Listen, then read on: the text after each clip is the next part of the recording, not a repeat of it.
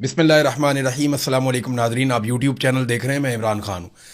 सबसे पहले नाजरीन, फीफा वर्ल्ड कप पूरी दुनिया की सबसे बड़ी खबर बनी है और पूरी दुनिया को जोड़ता है फुटबॉल। स्पेशली यूरोप में, गल्फ़ कंट्रीज़ में, अफ्रीका में, अमेरिका में, लैटिन अमेरिका में, कनाडा में, पूरी दुनिया में लोग बहुत फुटबॉल के साथ तो लोग बहुत जुड़े हुए हैं। जापान की भी टीम है और दुनिया के हर खित्ते में ये खेला जाता है फुटबॉल। शानदार गेम है। पाकिस्तान में लोगों ने बहुत बड़ी तादाद में देखा।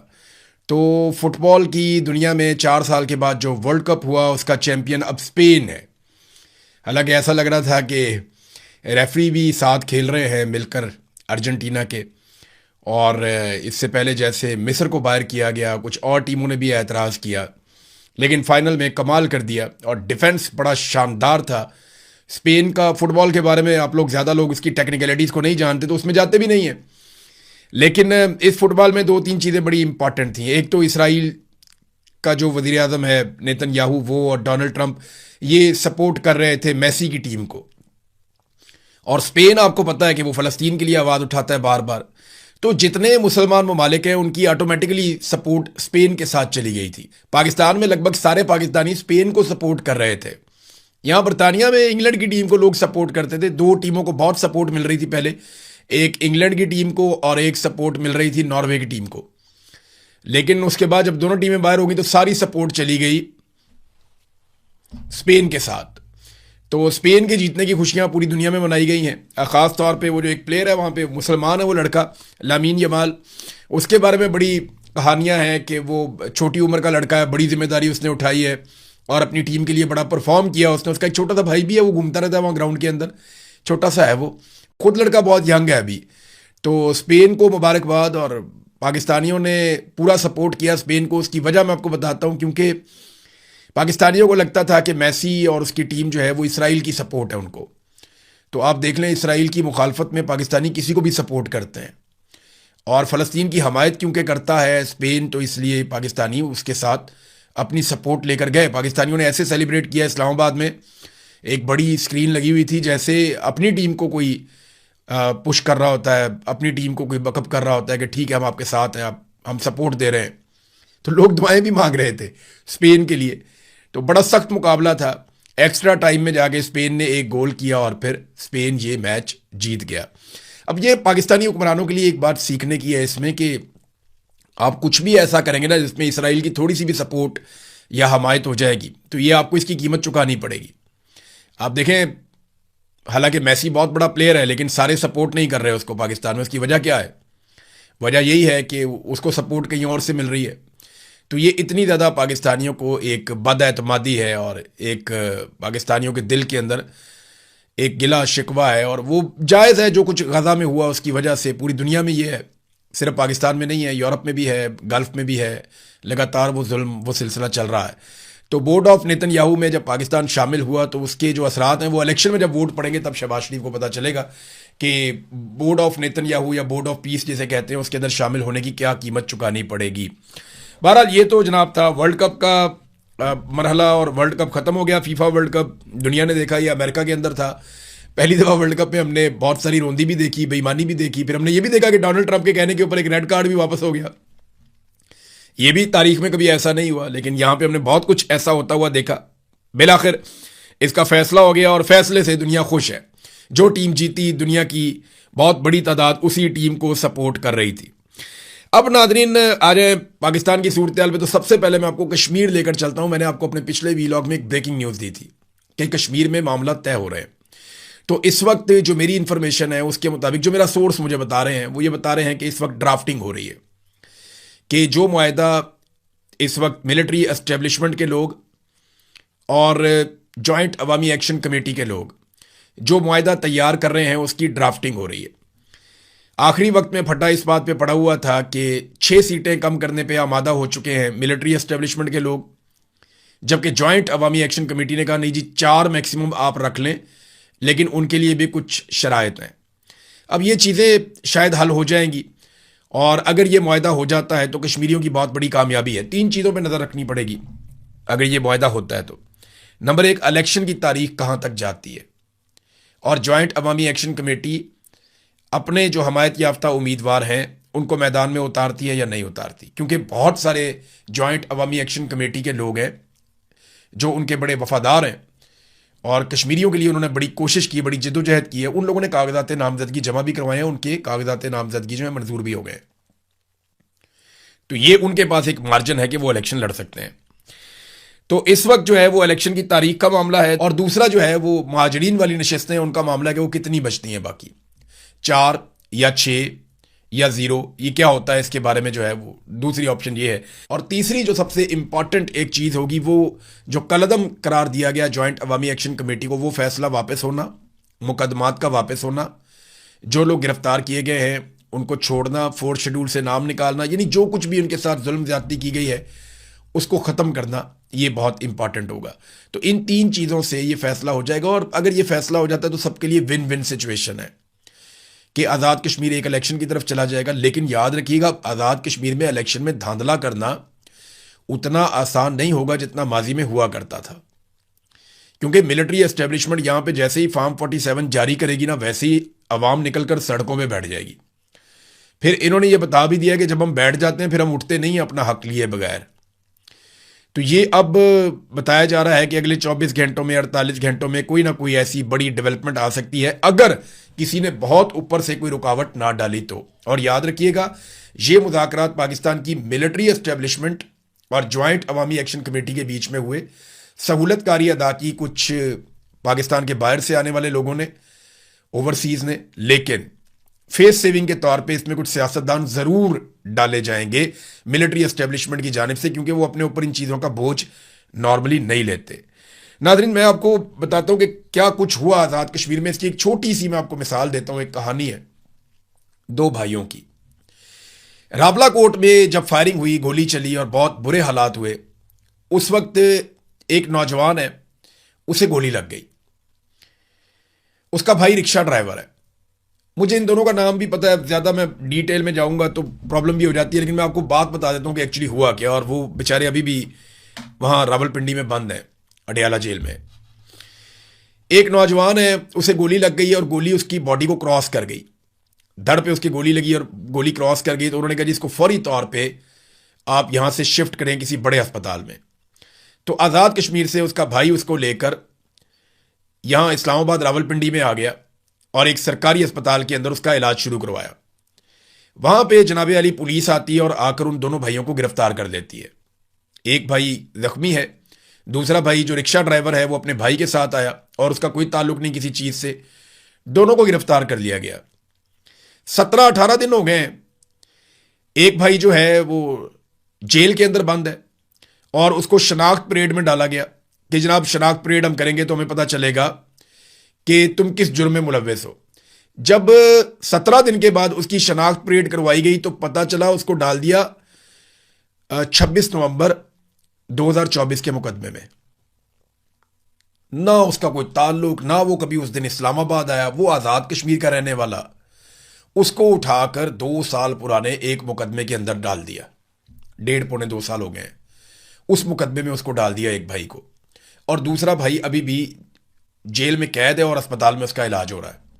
ये इस लेवल का जुल्म पाकिस्तान के अंदर किया गया कश्मीरियों के साथ। वो बेचारे इलाज करवाने के लिए आए थे, उन्हें गोली मारी थी, सरकारी गोली लगी हुई थी। तो अब जब तक वो जरा सेट नहीं हो जाते तब तक उनके ऊपर दबाव डाला जाएगा। इस मुकदमे के अंदर उन्हें दबा के इस बात पे कायल किया जाएगा कि किसी भी सूरत में तुमने हमारे खिलाफ कोई स्टेटमेंट नहीं देना, कोई बयान नहीं देना, लिहाजा चुप करके वापस जाओ। और अब दोनों भाइयों की गिरफ्तारी डाली हुई है। एक को उठा के 26 नवंबर 2024 के मुकदमे में डाल दिया है और उसकी शनाख्त परेड भी करवा दी है, और दूसरा जो है उसके बारे में अभी कोई इंफॉर्मेशन नहीं है, लेकिन वो उसको गोली लगी हुई है, वो जख्मी है। ये नाजरीन ये एक कहानी है सिर्फ। तो ऐसी बहुत सारी कहानियां हैं जो आपको वहां सुनने को मिलती हैं। नाजरीन, मौलाना और ताहिर अशरफी, इन दोनों ने एक दूसरे के कपड़े उतारने के चक्कर में एस्टेब्लिशमेंट को नंगा कर दिया। पहले आप देखिए, इन्होंने एक पोल खोला एक दूसरे का। जरा ये पोल आप सुने, आपको बड़ी हैरत होगी। और मैं आपको एक ऐसा पहलू और एक ऐसी चीज बताऊंगा कि आप सर पकड़ के बैठ जाएंगे कि ये मौलवी हमें बेवकूफ समझते हैं। पहले आप सुने कि मौलाना फजलुर रहमान ने जो वकला का कन्वेंशन है उसमें खड़े होकर ताहिर अशरफी के बारे में क्या कहा, ये जरा आप सुनिए। और एक मौलवी साहब अगले दिन रात को एक खाने पर मेरे साथ बैठा है, मुझे मुबारकबाद भी दे रहा है जलसे की, और अगले दिन रो रहा है मौलाना साहब ने रो के भी दिखाया थोड़ा सा ना, एक्टिंग करके। तो ये ताहिर अशरफी के बारे में कह रहे हैं कि वो आया मेरे पास और मुझे जलसे की मुबारकबाद दे रहा था, और अगले दिन टीवी पे देखा तो वो रो रहा था। ये क्या ड्रामा है? अच्छा, ताहिर अशरफी का जरा जवाब सुन लेते हैं, फिर मैं आपको बताता हूँ बड़ी मजे की कहानी कि ये दोनों मौलवी एक दूसरे के कपड़े उतारने के चक्कर में पाकिस्तान की मिलिट्री एस्टेब्लिशमेंट को नंगा कर गए। ये जरा आप सुनिए, ताहिर अशरफी साहब मौलाना को जवाब दे रहे हैं। आपने जलसे के हवाले से बात हुई तो दोनों बातें आपको बतानी चाहिए थी। यहां मैंने आपसे ये कहा कि बहुत अच्छा जलसा आपने किया, वहां मैंने आपसे ये कहा कि कुछ जुमले, कुछ चीजें आपने सख्त कही। वो कहते हैं जी मैंने आपके जलसे की तारीफ जरूर की थी, लेकिन मैंने आपको बता दिया था कि कुछ चीजें और कुछ जुमले आपने सख्त कहे हैं। ये उन्होंने ऐतराज वहां पे फजलुर रहमान साहब के मुंह पे कर दिया था। अब मेरा एक सादा सा आपसे सवाल है, आपका कोई जानने वाला है, आप उसके अंदर कोई बुराई देखते हैं और आप उसे वहां पे बताते हैं कि जनाब ये तो चीज आपकी बहुत अच्छी, कपड़े आपने बहुत अच्छे पहने लेकिन खाना आपने ठीक तरीके से नहीं खाया, या फलानी चीज तो आपने बहुत अच्छी की है लेकिन ये वाला काम आपने गलत किया है। तो आपने अपने दोस्त को, अपने जानने वालों को, या जिसके साथ आपका अच्छा ताल्लुक है, आपने उसको बता दिया कि जनाब ये चीज मुझे लगा कि आपकी ठीक होनी चाहिए थी, ये चीज आपकी बहुत अच्छी थी, ये चीज आपकी बुरी थी। इतना ही करेंगे ना आप, या उसके बाद आप जाएंगे और जाकर टीवी चैनल के ऊपर बैठ के आप एक प्रेस कॉन्फ्रेंस करेंगे और उसमें रोना शुरू हो जाएंगे कि जनाब वो आपने बहुत बुरा किया। जब आप मौलाना फजलुर रहमान साहब से मिले और आपने उन्हें बता दिया कि ये चीज आपने ठीक नहीं की, तो उसके बाद फिर आपको टीवी पे बैठ के आप किसको साबित कर रहे थे कि जनाब मैं आपका वफादार हूं, जनाब मैं आपका पालतू हूं, जैसे आप कहेंगे मैं वैसे ही करूंगा, जैसे आपने मुझे पाला पोसा बड़ा किया तो मैं आपकी खिदमत के लिए हाजिर हूं। और आप उसी मौलाना जिसके साथ आप बैठ के आए, जिसको आप तारीफ करके आए, जिसको आपके बकौल आपने कहा भी कि सख्त आपने कुछ बातें की हैं, तो वो आप आगे प्रेस कॉन्फ्रेंस में आप बताएंगे। यानी आपका एक दोस्त है, आप उसे मिलते हैं, उसे कहते हैं यार अपनी ये चीज ठीक कर ले, तो ये आप दो दोस्तों की बात है ना। फिर आप जाते हैं प्रेस कॉन्फ्रेंस करके, वहां पे भी वो बात आप करते हैं, तो इसका मतलब है आपका मोटिव कुछ और है। अब इन दोनों ने एक दूसरे के कपड़े कैसे उतारे? फजलुर रहमान साहब ने ताहिर अशरफी साहब को कहा कि आप तो मेरे पास आए थे, मेरी तारीफें कर रहे थे, फिर उधर चले गए। ताहिर अशरफी ने आगे से कहा मैं वो भी बताऊं, वो जो आप मुझे कह रहे थे किसी को पैगाम भेजना है। अंदाजा करें, ये मौलाना साहब को कह रहे हैं कि जब रजीम चेंज ऑपरेशन हो रहा था, जब इमरान खान की हुकूमत गिराई जा रही थी, तो उस वक्त तो आपको ये फौज बहुत अच्छी लग रही थी। तो ताहिर अशरफी ने यह बात कंफर्म कर दी कि रजीम चेंज ऑपरेशन जब हुआ, जब इमरान खान की हुकूमत गिराई गई, तो वो फौज गिरा रही थी, इसीलिए फजलुर रहमान को उस वक्त फौज अच्छी लग रही थी। और आज फौज फजलुर रहमान को अच्छी नहीं लग रही, और फजलुर रहमान ताहिर अशरफी के जरिए से फौज को कोई पैगाम भी भेजना चाहते हैं। और इलेक्शन से 3 दिन पहले भी फजलुर रहमान ने कुछ ऐसा किया जो ताहिर अशरफी को पता है। यानी अब हुआ ये कि फजलुर रहमान को गंदा करने के चक्कर में ताहिर अशरफी ने अपने मालिकों के कपड़े उतार दिए, उनके बारे में बता दिया जनाब कि उनके ये हालात हैं, और फौज जो है वो सियासत में कितनी मुदाखलत करती है। फजलुर रहमान साहब खुद से बता रहे हैं, उन्होंने कहा जनाब मुझे तो फौज ने कहा था, मुझे तो इन्होंने कहा था एस्टेब्लिशमेंट ने कि हम हुकूमत गिरा देते हैं खैबर पख्तूनख्वा की और आपको हुकूमत बना देते हैं, बंदे तोड़ के आपको दे देते हैं, तो मैंने इनकार कर दिया था। फजलुर रहमान साहब ने इनकार नहीं किया था, फजलुर रहमान साहब की दाल गली नहीं। अगर फजलुर रहमान साहब ने इनकार किया होता ना, तो कम से कम फजलुर रहमान साहब पेशावर हाई कोर्ट में वजीर आला खैबर पख्तूनख्वा के इलेक्शन को रुकवाने के लिए रुजू ना करते। फजलुर रहमान साहब ने बाकायदा पेशावर हाई कोर्ट से रुजू किया था सुहेल आफरीदी के वजीर आला बनने के प्रोसेस को रुकवाने के लिए। यह उन्होंने क्यों किया था? ये उन्होंने इसीलिए किया था ताकि वो अपना वजीर आला बना सके। लेकिन फिर दाल गली नहीं। जब दाल गली नहीं तो अंगूर खट्टे हैं, वो लोमड़ी छलांगे मारती है ना बार बार अंगूर की बेल पे, जब वो हाथ में नहीं आती ना कहती है खट्टे हैं अंगूर, मेरे हाथ नहीं आए ना तो मैं ज़ेन बना लेती हूँ खट्टे हैं। तो फजलुर रहमान साहब ने कहा अंगूर खट्टे हैं, भाई मैं उस घोड़े पे बैठता ही नहीं जिसकी लगामें मेरे कंट्रोल में ना हो, और मैं नहीं ये करूंगा, आप मुझे बंदे तोड़ के देंगे तो मैं ऐसा नहीं करूंगा। ये उसूल उन्हें तब याद आया जब उन्हें पता चला कि हम उसूल तोड़ के भी हुकूमत नहीं बना पा रहे। तो फजलुर रहमान साहब तो गए थे कोर्ट में इस इलेक्शन को रुकवाने के लिए। तो एक ये चीज अपने ध्यान में रखें, जब उस्मान चौधरी साहब हैं एक जर्नलिस्ट, फजलुर रहमान साहब जब वहां से निकले तो उन्होंने एक सवाल किया, और फजलुर रहमान साहब का सारा बयानिया जितना उन्होंने घड़ के बनाया था ना, वो एक सवाल के अंदर वाड़ दिया उन्होंने। उस्मान चौधरी ने एक ही सवाल किया, उसने कहा जनाब जो मखसूस नशस्तें आपने माले गनीमत के तौर पे ली हुई हैं वो आप कब छोड़ेंगे? फजलुर रहमान साहब का मुंह बन गया। अब उन्हें समझ ही ना आया, कभी वो इधर देखें कभी वो बेचारे अजीब वो कपकपाहट में चले गए कि मैं जवाब क्या दूं इस बात का। मैंने चोरी करके पाकिस्तान तहरीक इंसाफ की मखसूस नशस्तें ली हुई हैं अदालत के साथ मिलकर 2 नंबरी करके, मैं अब इलेक्शन पे तनकीद कर रहा हूं तो मैं किस मुंह से कर रहा हूं? ये सवाल मेरे से क्या कर लिया? तो वहां जो 7 लोग मौजूद थे उन्होंने कहा जी ये क्या सवाल हुआ, हम क्यों छोड़े सीटें? तो फजलुर रहमान साहब को उन्होंने पतली गली से निकाला वहां से।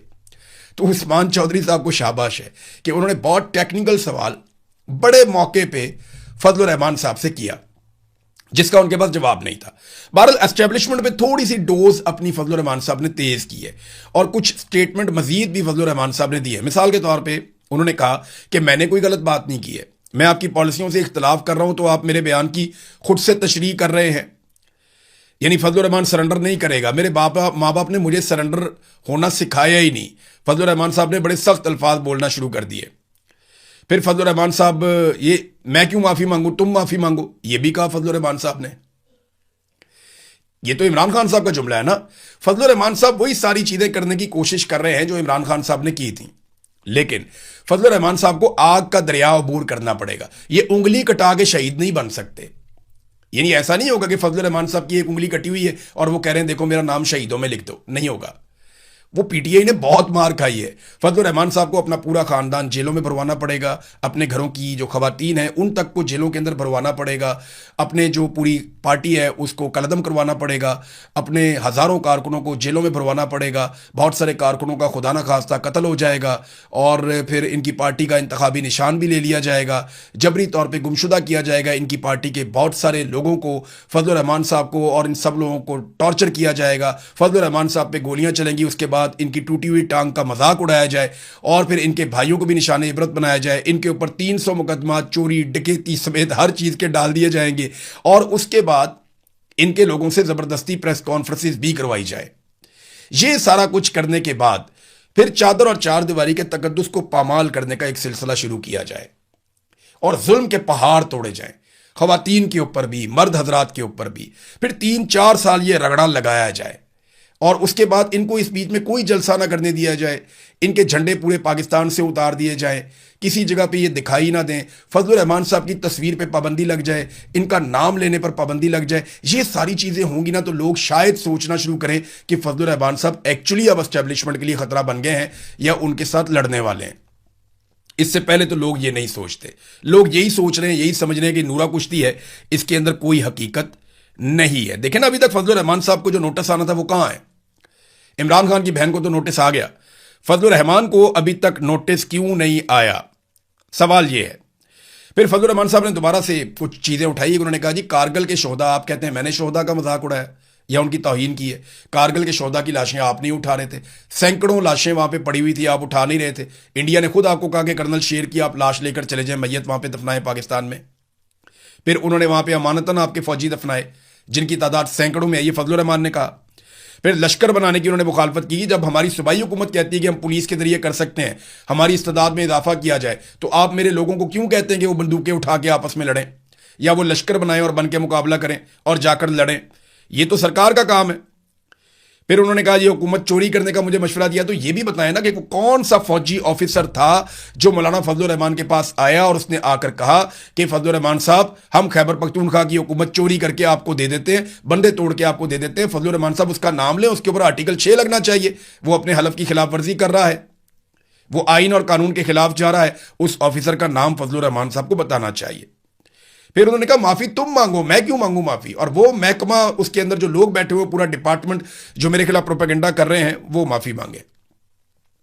फिर जो फजलुर रहमान पे तनकीद माजी में होती रही है, उन्होंने उसका जवाब भी दिया। नाज़रीन, दूसरा अब अलीमा खानम साहबा की खबर है आखिर में। वो तो जिस तरह निकली हैं और जैसे लोग उनका इस्तकबाल कर रहे हैं, लोगों ने जो बुनेर के मनाजिर मैंने देखे, जो मालाकंड के मनाजिर मैंने देखे, लोग तो ऐसा लगता है कि इंतजार कर रहे थे कि वो हमें लीड करे। बड़ी तादाद में लोग निकलकर सड़कों पे आए और अभी कोई अनाउंसमेंट नहीं है, अभी कोई अगला मरहला नहीं आया, लेकिन बड़ी तादाद में लोग निकले इमरान खान की बहन के लिए और इमरान खान के लिए कि हम इमरान खान को आज़ाद देखना चाहते हैं। अब अलीमा खानम ने कहा कि अब हम अडियाला की तरफ जाएंगे, डी चौक नहीं जाएंगे। दूसरा, उन्होंने ये कहा कि अगर हमें नहीं जाने देंगे तो हम पूरा खैबर पख्तूनख्वा बंद कर देंगे। और मैं आपको सीरियसली बताऊं, कश्मीर में कश्मीरियों ने जो नथ डाली है ना मिलिट्री एस्टेब्लिशमेंट को, वो उन्होंने ताकत का मुकाबला ताकत से किया है। ताकत जो है ना, ये लॉजिक को नहीं समझती। जब आप अवामी ताकत लेकर आएंगे तब इन्हें समझ आएगी कि अवामी ताकत का इनका मुकाबला अब करना है। तो ताकत को आप ताकत से कंट्रोल कर सकते हो, और अवामी ताकत से बड़ी ताकत कोई और होती नहीं है। तो अगर खैबर पख्तूनख्वा के लोग लाखों की तादाद में निकल के सब कुछ बंद कर दें तो मिलिट्री एस्टेब्लिशमेंट को फिर घुटनों पे आना पड़ेगा। ये हकीकत है, इससे आप भाग नहीं सकते। अब जो मर्जी कर लें, ये करना ही पड़ेगा। और ये उन लोगों को करना पड़ेगा जिनकी रिस्पॉन्सिबिलिटी है। यानी अलीमा खानम को मैं देख रहा हूं ना जोर लगाते हुए, तो मुझे उन लोगों पे अजीब सी कैफियत एक आती है कि वो जो वोट लेकर बैठे हुए इमरान खान के नाम के ऊपर, वो सारे किधर गए? जिन्हें लाखों वोट पड़े हैं वो किधर गए? जो वजारतों में है वो किधर गए? जिन्हें गाड़ियां मिली हुई हैं, जो कमेटियों में बैठे हुए वो किधर गए? जो प्रोटोकॉल्स ले रहे हैं वो किधर गए? वो लोग नजर नहीं आ रहे। लेकिन इमरान खान की बहन, जिसने कल को कुछ भी नहीं बनना, कोई पॉलिटिकल सीट उसकी नहीं होगी, लेकिन वो पूरा जोर लगा रही हैं। तो बड़ा शानदार तरीके